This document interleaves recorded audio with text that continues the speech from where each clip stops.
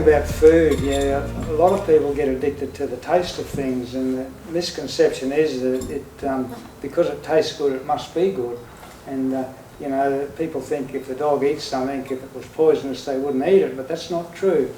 Taste is something that you acquire by tasting things, and it develops as you go on. And you can develop an addiction for bad things like ice cream and lollies and things like that. And taste is more of an addiction. And because you think something tastes good, in actual fact it doesn't necessarily have to be good. And I find I've given up sugar now, very, very much anti-sugar for like 10 or 15 years or even more. And if you give me anything with sugar in it, I actually don't like it anymore. Whereas I used to eat a Mars bar all the time 15, 20 years ago because I thought I could. But now I don't actually like Mars bars.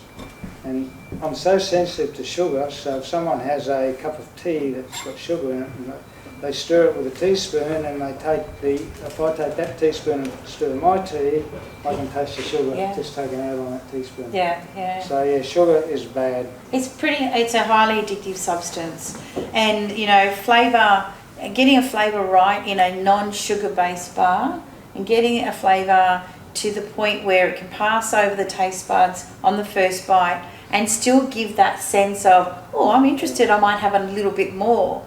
You know, getting that combination is really, really important, I think, when you're looking at distinct shift in your body.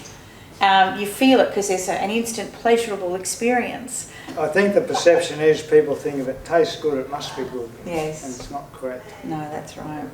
Absolutely not correct. And you can develop your taste pretty well. But the nanocropsis algae is very, very healthy. And you've got all the omega-3s and good quality protein and tryptophans and methionines. And pretty much a whole panel of micro minerals, trace minerals. Exactly.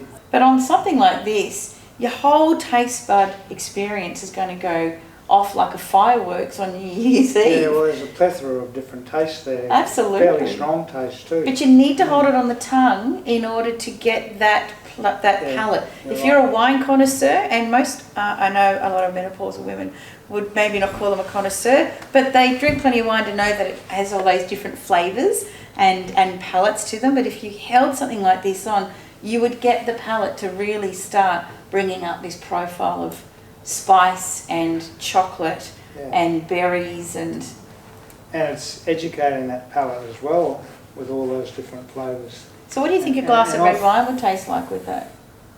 All right. Not bad. I find that some people really don't particularly like them to start off with. A month or two down the track, they find them addictive, and because their palate has adapted and adjusted and picks out the different tastes. Yeah. And that's exactly it. That adaptability of your palate, rely on that, because your first taste might be a bit of a shock to the system. It's certainly not a big shock to the system, particularly if you've had any of my botanical blends, but it is a pleasant one, and it's one that does pique the interest. But most importantly, it peaks that dopamine centre of the brain, which helps a huge amount with managing that appetite, out of control, running away from you process. So beautiful.